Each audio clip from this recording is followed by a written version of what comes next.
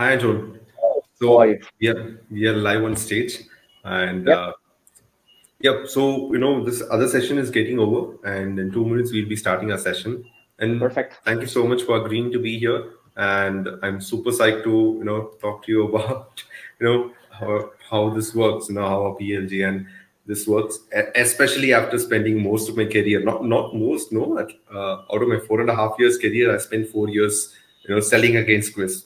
Yeah, I just saw your LinkedIn post, and I found that really interesting because you might have some also interesting knowledge to share with the panel. So that is Yes, yes. exciting. Yeah, and that is I just saw the news yesterday that Freshwork went like public Yeah, they uh, went public. on the Nasdaq. That's some crazy news. I mean, what a play for this company. That's a huge achievement. Yes, yes. No, this is the first Indian company to actually, get listed in Nasdaq. The first one, really. Yeah, the first Indian, SaaS company to get listed in Nasdaq. Wow, crazy. Yeah, and yep, this is, the largest milestone of 2021 for the Indian ecosystem. And yep, just hoping to hit more browser stack, Dhruva, so many more coming in. And hope we could, everybody gets listed in the next 12 months or 18 months. That's what we're hoping. Let's see. Yeah, I can imagine. Hey, thanks for the comment, Gotham. My pleasure. Yeah, this is our YouTube room. So this is the place where I spend most of my time doing recordings for my customers. So yeah, we've tried to make it look like a bit special. Yeah, cool. So, Anton, we'll just start. I'll just give you the basic introduction right now. People start coming into the session, Yeah, and the other one is closing up. So, hi guys. Anton is from the Chris team. If you know, Chris is basically the competitor for Intercom when it comes to live chat solution, because you have HubSpot, you have Sales IQ, you have Fresh Chat, but Chris stands out in that level to compete with Intercom, and it's the number one product when it comes to SMB uh, live chat. And we specifically wanted Anton to come here for this event because Anton has been on both the sides. He's been a developer, he's been a founder, and now he's the CMO of Chris, and he knows how things work on both the sides. What a developer would need, what a marketing team would need from the development team to keep things flowing. And even at this stage, while competing with the market leaders, you would expect the company to have at least like 200 to 50 employees. That's the standard. But Crisp works with 11 employees, and that's the key part. You need to understand how data flows here. And if 11 employees are able to do this, this means the data is flowing smoothly. There's conversation happening very clear. They are very clear on what they want, and that's exactly where we're going to pick Anton's brain today. And Anton, so I'll get started. And for everyone, the question and what we're going to talk about is what would marketing team expect from a product manager or the engineering, team? Anton, your small advice, PLG is taking up the world like anything now. Okay. And we just Coda, Notion, Airtable, every other tool with easier onboarding, they yeah. are taking the market. And how did you see the entire conversation between previously it was just sales and marketing, talking about stuff. And now the product is getting involved with marketing a lot. And how Okay. did you see the evolution, since you've been in the ecosystem for long? Just tell me, Um, how did it get involved? if you look back at 10 years ago, product design was really bad. I mean, the experience was bad, the design was bad, and therefore companies needed lots of human, to help the customer to get through the customer's life cycle. But nowadays, I mean, most of the companies are doing design right.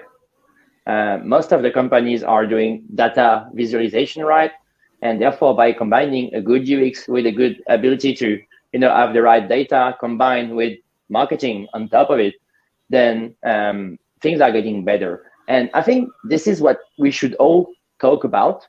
This is about customer experience, because at the end, this is what matters the most for companies. I mean, um, whether you're from sales, you're from marketing, or you're from tech, the only thing that you want is that your customer or your lead feels good while using your product. And this is the work that every company should tend to, is to create the best customer experience. And in a mature market, such as the chat market that you know very well, Harry, you know that this is a crowded market. And how do you like differentiate yourself from the competition is by building something extraordinary. For example, the customer experience can nowadays be a competitive advantage compared to other competitors. And this is one of the key assets that we've been trying to build at Crisp to differentiate ourselves from the competition. So to me, one of the main evolution on, the global market in terms of SaaS product is the ability to build something better throughout the years, because we have a better ability to measure data. We better know our acquisition channel, and we also have better engineers, because nowadays with frameworks that are getting better, faster and stronger every day, we can build like pretty good stuff. So yeah, by combining those different assets, I think that is one of the main reasons why we are able to go from sales-led company to product-led company. Yeah, guys, before I go to the next question, since most of the people here are product folks and early stage founders, go check out Anton's, latest post about how they moved from Vue 2.6 to 3.1 and reduce their, app by 50%. I think it's a good read. I had a good read going through it, and it'll be a great addition for you to go through it. Please check it out. And yeah, Anton just wanted to share it because it's more relevant to this, what we've been doing. So one question that I added, so let's say, in a sales-led company, like still a lot of companies are sales-led, most of the companies are, their marketing and sales needs to be in sync.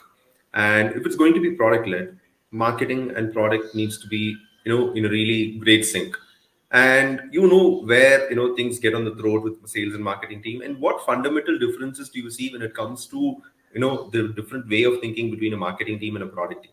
And how do you align it in your organization? And what would be the pointers that you would give to another early stage founder to get that culture ready from day zero?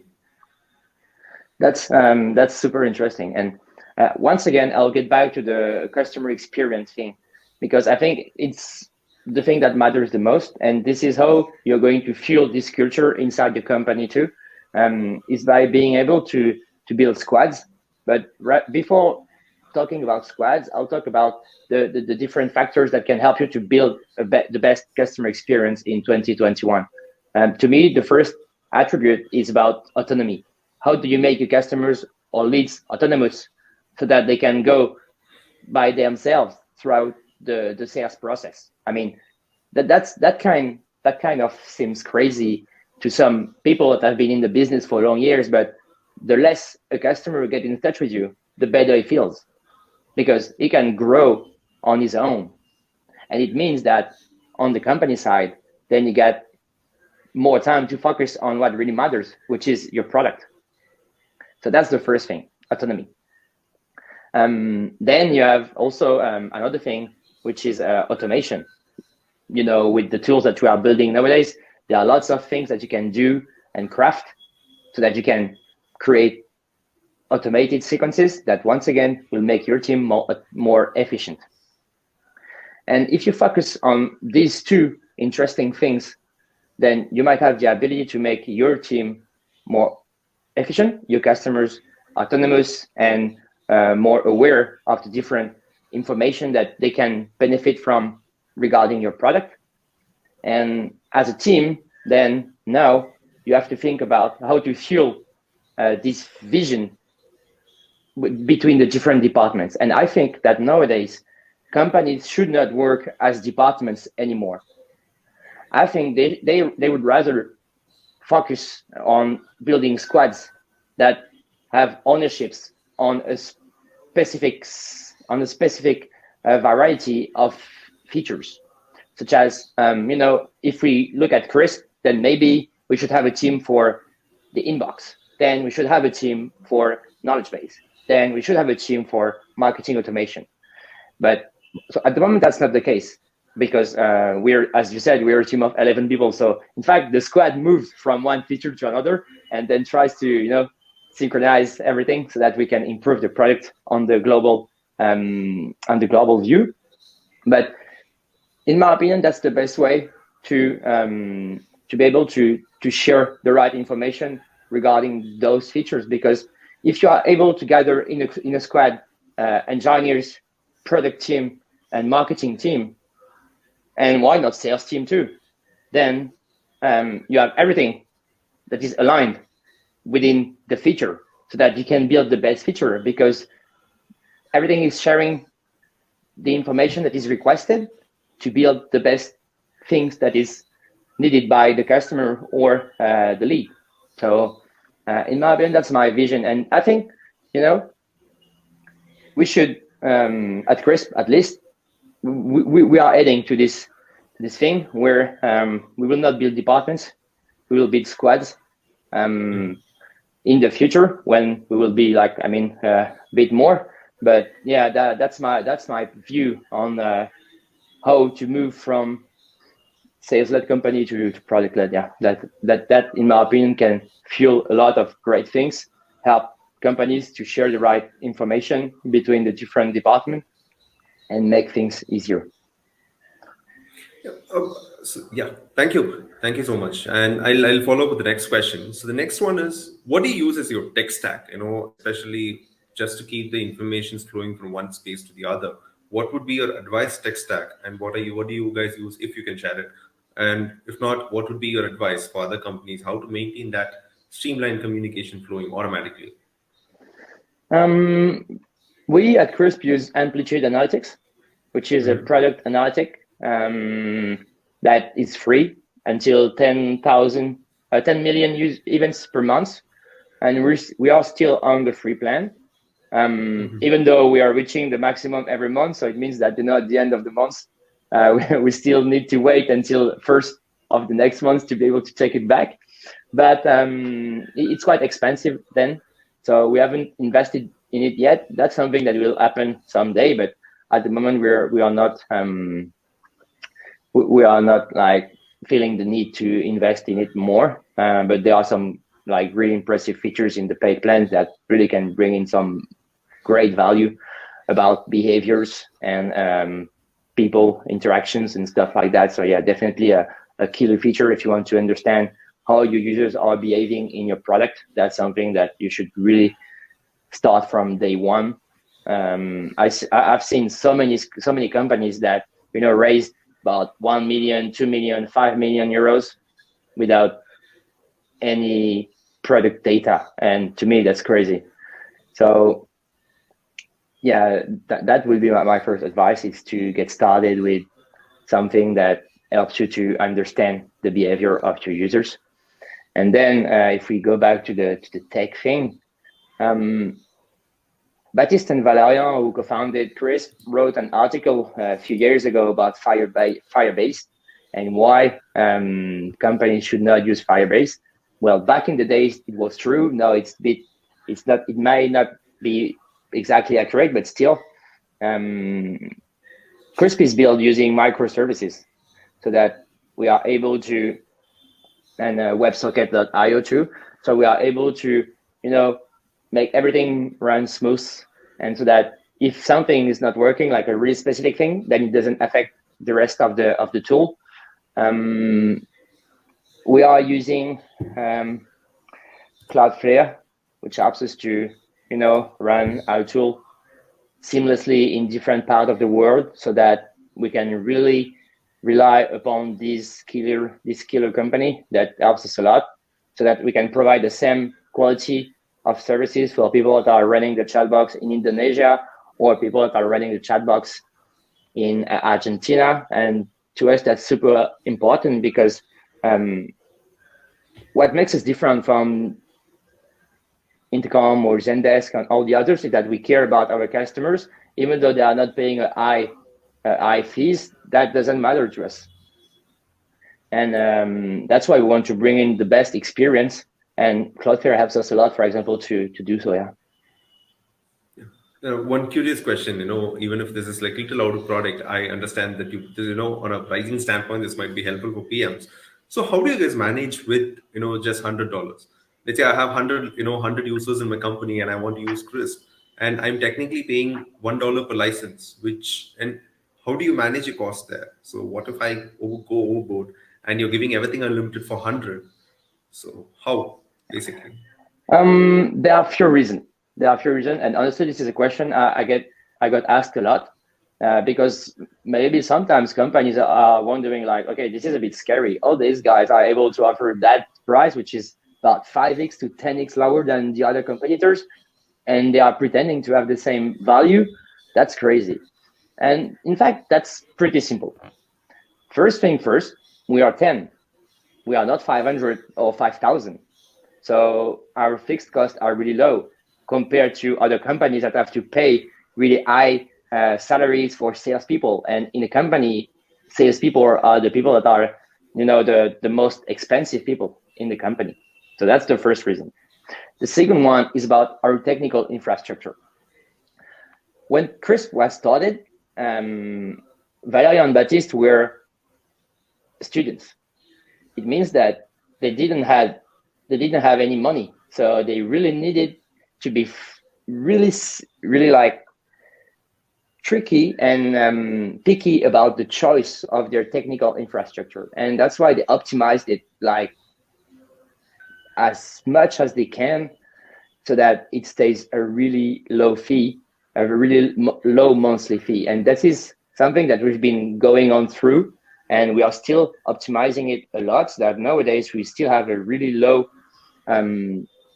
we still have a very low infrastructure bill that we have to pay every month. So that once again helps us to offer a pricing that is very competitive, because lots of other companies that raise money or have the ability to we are not efficient enough. Well, add some more servers and we'll be more efficient. That's not the problem. And in fact, that's not always the good strategy, because it would increase your prices. So that's the second thing. And the third thing is about go-to-market strategy. How do you want to sell a product to SMBs around the world if you're selling it to I? That doesn't make sense. So that's part of the strategy. Those are the 3 points that helps us to offer this kind of product with this attractive price. Yeah. And as a CMO, what is your take? Like, do you get involved in product decisions, and how do you, how do you use the product innovation cycle in Crisp? Do you get involved? How, what does it take? What does marketing do there?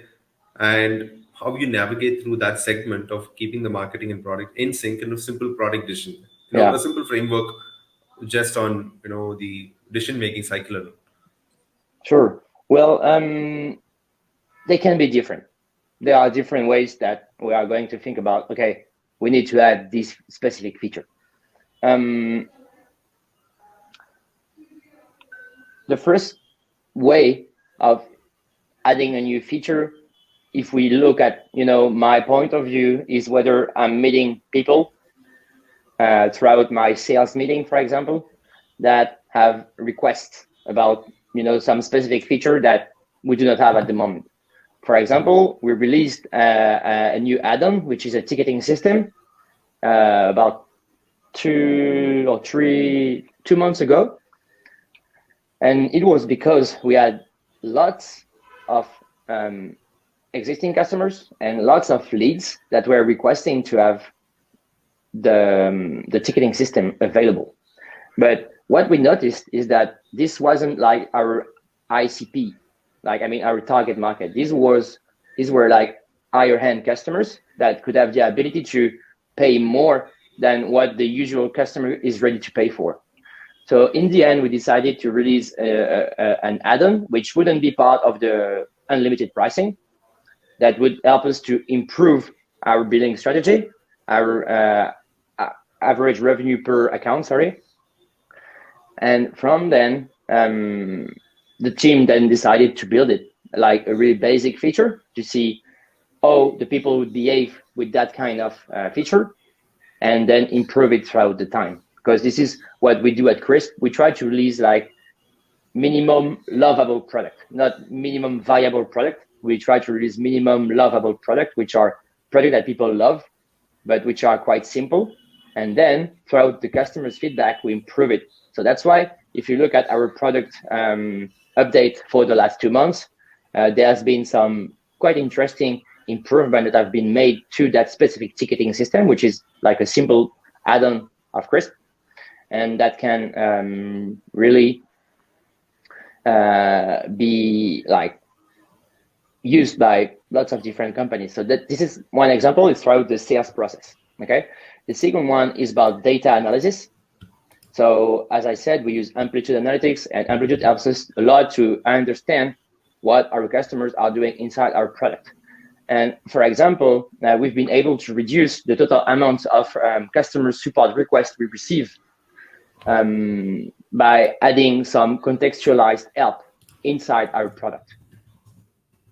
So it means that now when you're using the knowledge base, there's a button that helps you to access immediately to the documentation about the help desk, about the knowledge base, straight from the product, which is much easier for everyone. And as I said, I mean, that might be counterintuitive, but the best customer service is the customer service that do not exist. So because it means that your product is good, because people do not need to get in touch with you. So that's a kind of the mindset that you need to have when you're building a product-led company, because you really need to build a product that it's like super smooth. But if I come back to your question, so the first one would be sales, then product analytics, and in fact we decided to do so by analyzing the data available inside the different features. We've like using Amplitude, you can build workflows and funnel based on key interactions. So we decided to take key interactions of each feature as funnel. So I mean, if we look at the example of knowledge base, then first action would be created the knowledge base. Then second action would be language chosen. Third action would be article created, and fourth action would be help desk published. And we saw that there was a huge decrease between step 2 and step 3. And so we decided to help them by offering like a step-by-step process that it's telling them, okay, you can't like navigate in the sea all alone. We are going to guide you. And then now when you are going to use the product, you will get that specific like button on which you can click and where you will have the ability to reach the documentation immediately. And that's something that we didn't realize, but honestly, it was tough, in fact, for our customers to access our documentation from the product without getting in touch with us. And so we made it much easier, and this was made from the product, thanks to the product analysis. So this is it. I think these are the two major things that we do. I mean, we combine qualitative data and quantitative data, so that when we are able to get like a full picture of information, then we decide to go like, okay, let's try to do something like this because we got enough information. And sometimes, we just do things on like our guts. I mean, we feel things. We all feel things. And sometimes we feel like, okay, we shouldn't always be following data. I mean, sometimes you are an entrepreneur, you know what it is. And sometimes you just need to feel what you feel and follow what you feel and see, okay, let's try this. And maybe I will be wrong. But anyway, if you're wrong, you learn. And that's also a good way to grow. Yeah. Hey, so one more thing, since I'm an admin, I could see a lot of founders in this particular event. So Anton, what is your advice to the founders? Because you've been in marketing, you've been in development. What simple advice you would give to companies that are looking to do PLG? Because you already, covered it earlier about on a company scale. What I'm looking at is on a personal scale.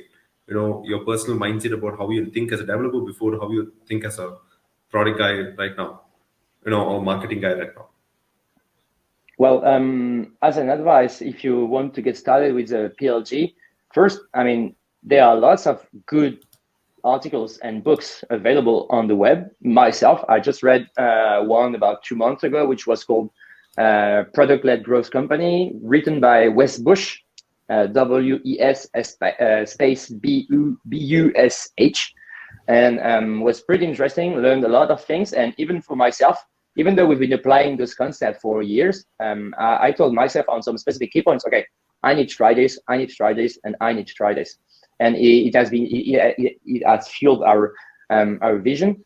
But if we talk about like really getting started, the most important thing is to be able to have an affinity on product, on marketing, and on UX. To me, it's the most important thing. And when you get started, don't try to acquire the most important number of users. Try to retain them. I mean, you shouldn't get started with acquisition. If we look back at the R funnel, built by Dave McClure, you should get started with retention rather than getting started with acquisition. So yes, you need to have some, a small amount of users so that you can try your product. But what I mean is that you should really focus on retention rather than focusing on acquisition. And another great thing that is like been trending to me is the community-led company.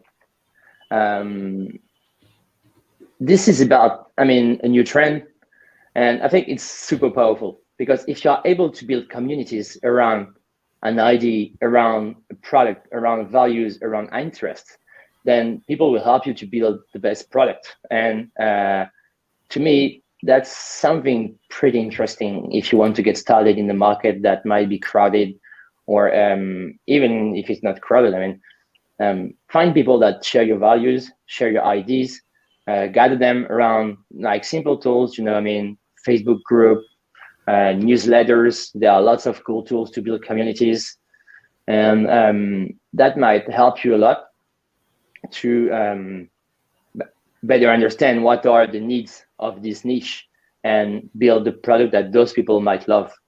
So yeah, that's a bit of my vision at the moment. I think we are moving from, and it's like going super fast, but we are going, to me, from like product-led growth, which was super trending, to community-led growth, which is now the next big thing in product building and in company building. There has been some interesting content written about that by A16, the blog, and the found from Andreessen Horowitz, I guess is the name. I don't know if I spelled it exactly. Sorry about that. But it's a big VC fund in the US. And hey guys, and Anton, before, sorry to cut you in. If you have any questions, please feel free to drop it in the chat. I can pick it up right now, or even if I'm not able to get it answered right away, just ping it to me or put it in the Q&A or chat. We'll get it answered and put it to you at least in LinkedIn also afterwards. But feel free to ask whatever you want. I know we have really amazing people in the listening to this, so feel free to ask anything that you want. Yeah.